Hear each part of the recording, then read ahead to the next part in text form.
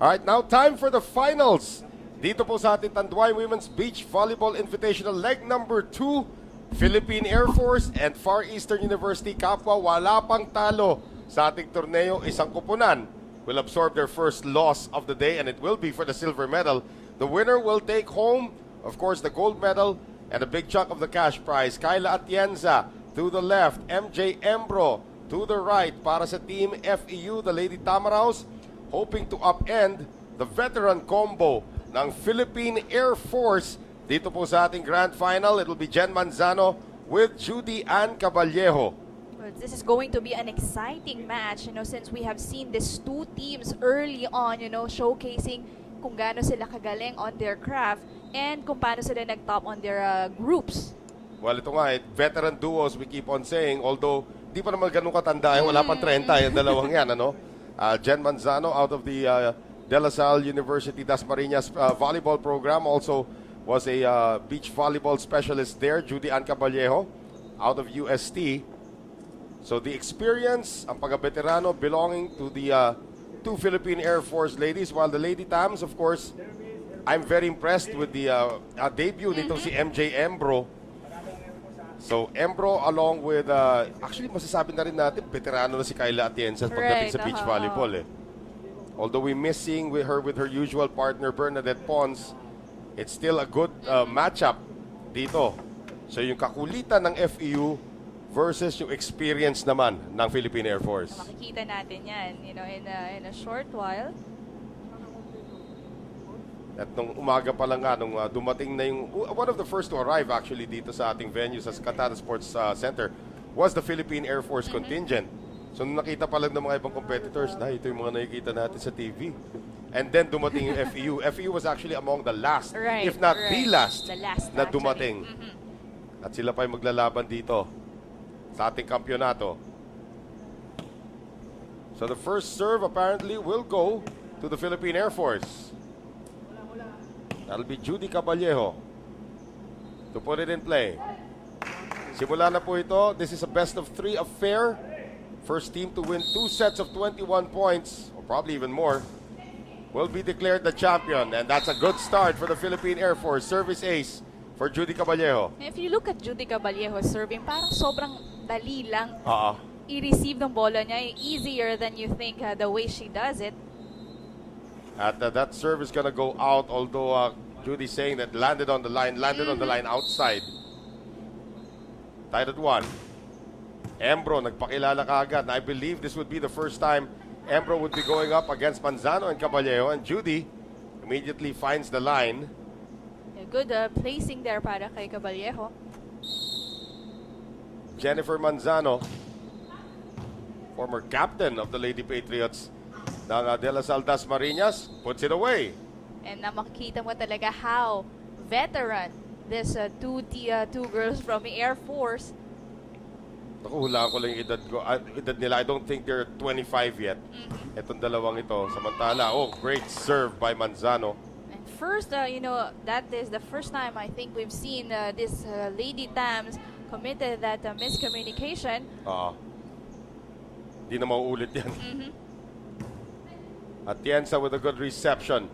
Embro sets it up and Kyla into the net. So I don't know if it's nerves creeping in para dito sa Lady Tamaraws, but they're down 5-1 in the championship game. It's a very different Lady Tams we are seeing right now. Error on the serve from Manzano. So changeover time tayo, 3-point lead for the air women of the Philippine Air Force. At ito nga yung golden opportunity mo if you're FEU, na makakuha na sandamakmak na experience points in your craft playing beach volleyball. As Kyla Atienza serves. Manzano chases it. Good dig there from Ebro. And tried to do too much. Ito si MJ Embro. Nakapwesto na siyang i-underhand pass yun Hesitation the last minute or the last second. Caballejo. Swerving serve just outside. Kahit siya nagulat na yung bola niya lumabas. Nasobran sa swerve. 6-3 set number 1, championship game. Manzano. Judy missing the line this time. She was so consistent the whole day. Kakahanap na linya. And now, 2 service errors and 1 long attack. Well, you have to consider, it's the end of the day already, and they're playing how many games? Probably in the elimination. This is their diba? 5th game already. Right. And how many sets na yun? Jen Manzano. Well, these two teams have not dropped a single set sa ating torneo so far. So they have played a total of what? 3 plus 2, 5 sets. This is their 6th set already. Good placement there from Atienza. And, good focus para dito kay Atienza. You don't see these two girls smiling not until the game is done. Wala. Turo ni Coach Shaq yan eh. Si Coach Shaq lang ang umingiti during the game.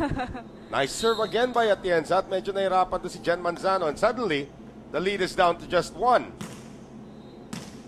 7-6. Chance to tie now for Kayla Atienza and FEU. Another good serve there. Caballero changing directions. Embro setting up Atienza. The drop shot is short. So now 8-6 ang ating score. Still in favor of the Philippine Air Force. Judy Caballero. Habol si Embro. Atienza comes up short again. Well, good attack in mind there para kay Atienza. Here's Caballero. Into the net. So Judy struggling here in the first set. That's right, another error given up by Judy Caballero. Kanina, outside yung service niya ngayon, it went through the net. And I don't know if it's fatigue. Pero condition tong dalawang ito. Nasa military ito eh. And comes up short again. Caballero's errors are giving free points to the Lady Tamaraos. They have to, she needs to, do something about that to avoid the FEU from scoring. May hirapan silang makalayo. I think ginawa niya. Binigay nila niya kay Jen Manzano. That's a good thing kasi kaya Jen Manzano can easily hit that ball. But a good save by FEU. Caballero once again for Manzano. And Manzano says, ako nang bahala, Judy. Bigay ka lang ng bigay. That's what's good kapag dalawa lang kayo eh. Right. Diba? Kapag sa beach volley. Kasi dalawa lang kayo magtutulungan. Unlike kapag indoor, ang dami nyo. So hindi mo alam kung sino magkakamali, sino dapat mong itulak, i-push. That's right. Second ball attack, Caballero long again. Aha. Kung percentages ni Judy starting to drop Right. drastically. 10-9 Air Force. Kayla Atienza.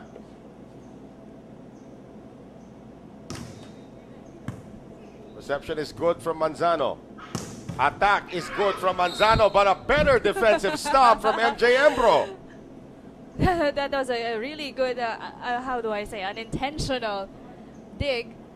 Converted to a point para dito sa Lady Offensive Tams. dig pass. Pwede rin yung ganun. Nakascore ka. Manzano. Again, a directional rejection para dito kay MJ Embro. Gives FEU their first lead of the match. 11-10. They were down by as much as 4 points kanina. Yes, ganun kabilis. And if FEU was able to, make a comeback dahil din also sa errors ni Caballero. Right. Over Manzano that time from Atienza. Embro will now attack. Embro, Caballero reads it well. Pinalayo lang ni Jen Manzano. Nicely done. Well, FEU is really running for the ball here, but that last attack was miscalculated by Embro. So yun na nga, yung experience nitong kupunan ng Philippine Air Force needs to come to the forefront at about this time. Nice serve by Caballero. This Nabawi. time, yes, bawi na siya, bumabawi na siya. Another curveball. The former UST Growling Tigress. Or Golden Tigress pala. Atienza trying to go in between the two pink shirts. Manzano with a drop. So 13-11. No, that's another thing kapag nag-beach volley ka. sa indoor, pwede mong basahin yung kamay ng spiker mo and you can just go to the position sa tingin mo, dadali ng spiker yung bola. But sa beach volley, it's very unpredictable. Again, the ball is different sa beach volleyball kaysa sa indoor volleyball. 3-point lead now. Caballejo, after 2 brilliant serves, it's into a service error. This is the most points already surrendered by the Philippine Air Force sa torneo natin. Right. The highest they have surrendered was actually 9 points. And that was against semifinals. PL Mar. Oo. Wrong server, that's gonna cost them. Hindi pala. So, consideration daw. Consideration. Kasi pwede naman magtanong kahit kailan eh. Embro has been quiet actually sa laban na ito. Manzano. Caballejo. Manzano saves it. Nope. Well, the intention ni Manzano is to hit that ball across the net ng mababa pero masyadong napababa. 14-13 Air Force. Pagkakataon na naman tumabla para kay MJ Embro. And Embro gets it done. So change over ulit tayo. This time the score is tied at 14. Now this is what you expect from the finals. Championship game, set number 1. MJ Embro once again. Lumiko yung kanyang serve pero ang ganda ng basa that time ni Caballejo. Caballejo looks for the line once again. Embro cannot score. Manzano, Caballejo, too strong. This is very unlike Judy. She's been having a great day until this first set of the championship match. Yes, we did not see her, play this consecutive errors committed kanina. Once again, Manzano still feeding Judy so she can get her confidence back. And that's what you like about a teammate, having a teammate like Jen Manzano. Pwede naman umupensa rin si Jen. Pwede. Pero binabalik niya lang kay Judy. Sige na, Judy, uminit ka na. No, I think kapag nag-beach volley ka, yun yung the advantage na mas madali kang makakope dun sa errors na yung sa feeling na ang dami kong nagawang errors. Unlike sa indoor kasi hindi ka kaagad makakabawi, hindi ka kaagad makakapuntos, and that's the only thing na makakabalik ng confidence mo kapag consecutive errors na. FEU now up by 1, however. Caballejo, pinanood tumawid. Nice reflex action from Embro. Caballejo now will attack. Caballejo, yes. And that's a good set from Jen, and also timing is okay for Caballejo. Nanggigigil na siya, I think, by this time. Kanina pa. Pero the more na binibigyan siya ni Jen, the more she'll get into her rhythm. That's a good serve. Almost dropped in, though. And Manzano sends it across. Ang ganda naman ang idea that time ni MJ Embro. Kumbaga sa tennis, wala na, passing shot down the line na yon. Correct. FEU up by 1. Twilight of set number 1. Embro. Manzano on the cut. That will score. 17 all. Kayod Marino ginagawa ngayon ng Air Force. After dominating their opponents in the group stages and in the semis, and Manzano with a service ace. And our first set is very close. Reminds you of that match between PUP and Pamatasan ng Lunsod ng Marikina in the final game of the group stages. Pero ito na yung dalawa nating survivor, the two undefeated teams. Atienza, too strong. 19-17, 2 points away from claiming set number 1. Itong Air Force, FEU, 2 points behind them. Atienza, that would have been out. Played by Caballejo. Atienza, off the net. Manzano tries to go to the shallow zone.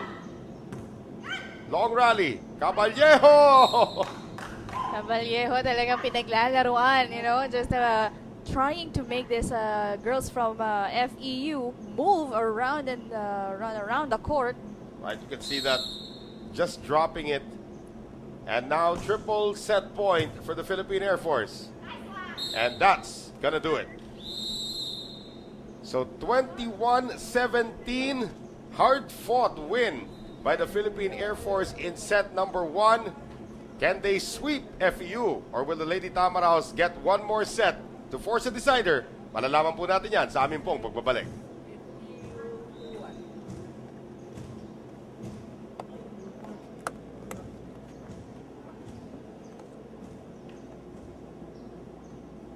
Service 2-1.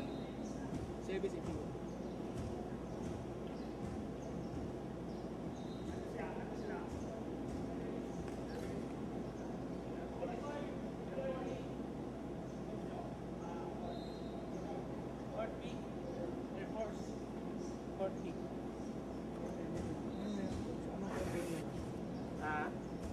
Court B, service yun.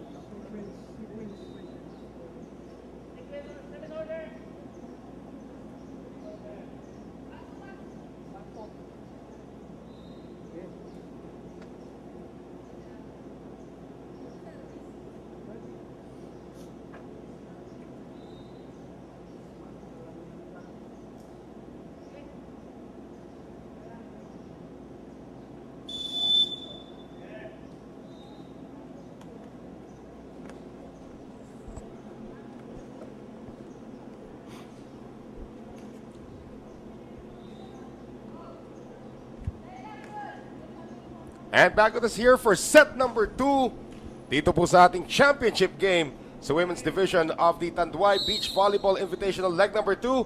Once again coming to you from the Cantada Sports Center in Taguig. Noel Zarate alongside Sheila Salaysay and Judy Caballejo, like she did in set number 1, scores the first point dito sa ating second set. I like to commend, the teamwork here by these girls from Air Force, kahit na kanina consecutive errors si Caballejo, but Jen Manzano was there, to pull her, pull her up, and then still was able to get that first set para dito sa kupunan ng Air Force. And just like the first set, 3-0 kaagad ang lamang dito ng Philippine Air Force. FEU has had to play catch-up. They have led twice in this match. 4-0. Sabi ni Judy, wala nang papanjing-banjing dito. Correct. Judy again. Better serving this time, but a better reception for FEU. Embro on the attack. Oh, Atienza and Embro almost colliding. 5-0 Air Force. And clearly makikita mo na naka-recover na. Right, dun si Judy Caballejo Kita mo from the dito, first serve. Yan na, nagkaalanganan na silang dalawa. And that's gonna go out. Boy, FEU starting to fold in set number 2 after giving up such a great performance nung ating first set, which they just lost by 4 points. That's right. And kapag medyo veterano na yung kalaban mo, nakikita nila na wala na sa laro itong opponent, then they will take advantage of that. Well, finally, FEU scores on a Kyle Atienza dump ball. So, one serving 6 sa ating changeover. And Atienza will serve.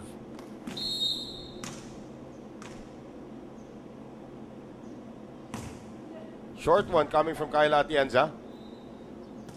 Manzano with a great drop. Glistening with perspiration na. Itong mga malalaro natin dito. As we take a look at Jen Manzano's masterful drop shot. Napapreno tuloy doon ang FEU. And Atienza cannot recycle that. 8-1.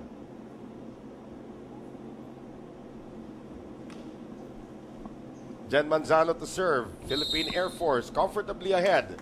Tignan natin kung may rally pa na natitira. Itong kupunan na Lady Tamaraos. Atienza. Manzano reads it well. Manzano cannot get it across though. Too near the net. So 8-2. dapat lamang sa stamina itong FEU because they're the Correct. younger squad. Pero again, it's also a question of how do you pace the energy. And it appears that Judy Caballejo and Jen Manzano have mastered the art of pacing their energy. Yes, that's correct.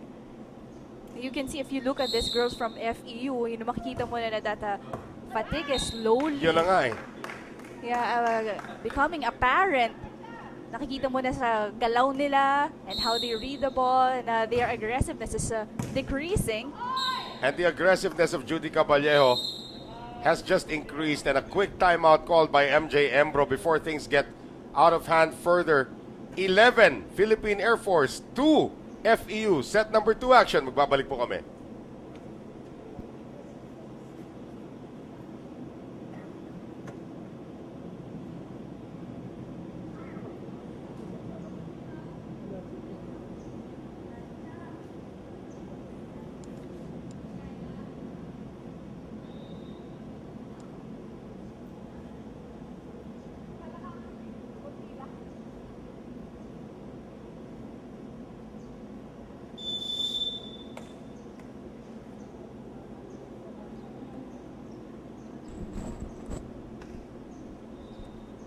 Back with us here at the Cantada Sports Center in Taguig.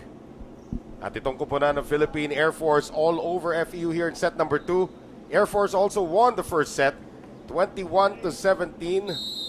As we rejoin the action from the championship game of leg number 2 nitong ating Tanduay Beach Volleyball Challenge from the indoor beach volleyball stadium of the Cantada Sports Center in Taguig. Noel Zarate, kasama po si Sheila Salaysay as Air Force scores again. Yes, clearly this set is being dominated, of course, by these girls in pink tops. But that is Caballejo and Manzano. Siga naman maglaro. It looks sexy pa rin though. Yeah, it actually does. And that drop will work for Embro. Off the net, only the third point for FEU dito sa set number 2. Again, if itong kupunan ng Air Force takes this set, they take the gold medal and they will be declared champions of the second leg. Caballejo, Manzano, nice dig that time coming from Embro. Embro cannot split the defense. A placement shot from Caballejo and Atienza comes up short. 13-3 set number 2. The massacre continues for the Air Women. Humihingal na dito si Ebro. And then when she look at the score, it made it worse. And May ace pa si Manzano. yes, and Manzano smiling. Siguro naman na hindi na sila makakahabol nito. Well, this is a football score right now. That's 2 touchdowns against 1 field goal. Yan po ang ating score. Palakas ang Right. tira doon ni Ebro. Okay, now it's 5 field goals against 1 field goal. Exhaustion is slowly being seen dito sa dalawang girls from FEU, and it's not doing them really good as Air Force. Yan, hingal na. Yes. Nakikita natin dito and too much perspiration already coming out of MJ Embro's body. And the reception is totally gone. And Jen Manzano is just placing it wherever she wants. Yan, makikita natin, hingal galing sa bibig na.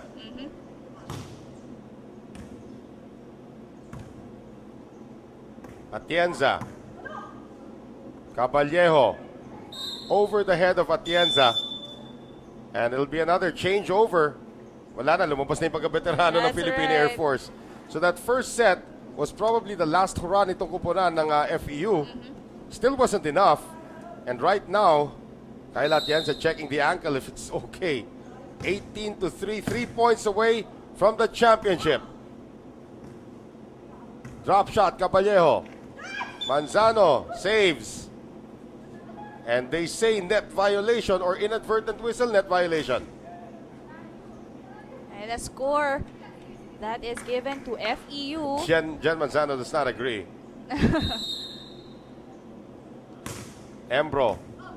Maybe a spark. Tignan natin if they can get like 6 in a row. Well. Jen Manzano says, Ayoko nang patagalin to. 19-4, one of the most lopsided finals we've seen in a long time covering beach volleyball. And a different Lady Tams we've seen compared to their matches in the morning. Well, nice placement naman galing dito kay MJ Embro. So 19-5. 14 ang abante rito ng Philippine Air Force. Atienza tries to keep them in this match. Wala pang consecutive points ang FEU dito sa ating second set. That's right. Well, Air Force, these women from the Air Force just don't allow, the Lady Tams to get more points. Well, 15 championship points now on the serve of Jen Manzano. Binalik ni Embro. Judy finishes the job. Sumabit pa yun sa net. Right. But then it was a good play there, especially for Judian Caballero and Jen Manzano. Dominating performance for the Philippine Air Force, the champions of the second leg of the Tanduay Beach Volleyball Invitational. And Judy Caballero struggled in the first set. Bigla nahanap niya yung kanyang momentum in set number 2. And the Philippine Air Force takes home the championship gold medal kontra sa kupunan ng FEU. Far Eastern University will finish second.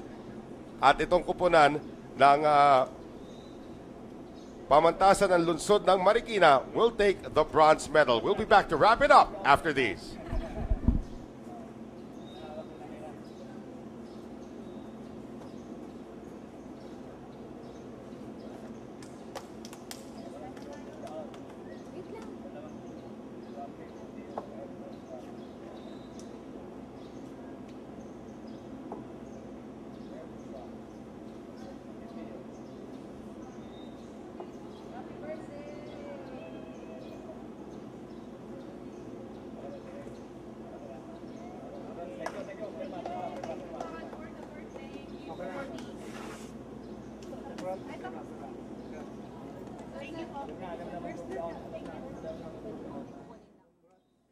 Ojo.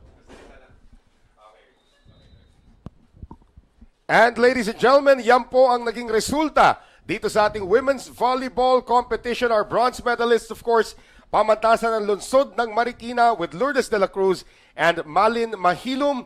Second placer, silver medalist, Kyla Atienza and MJ Ebro of FEU. And our champions, Judy Caballero and Jen Manzano of the Philippine Air Force. So Sheila Salaysay, it has been a pleasure once again. And what a performance these young ladies gave today. That's right. And these girls, Hindi na. Ganyan na lang. Kung gusto nila, okay lang. Bahala sila.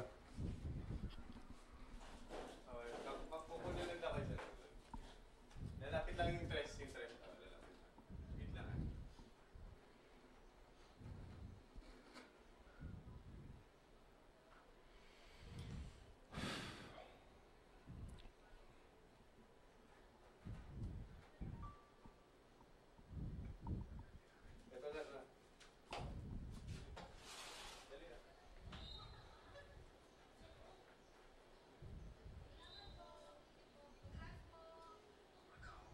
Wala na. Umalis na yung players.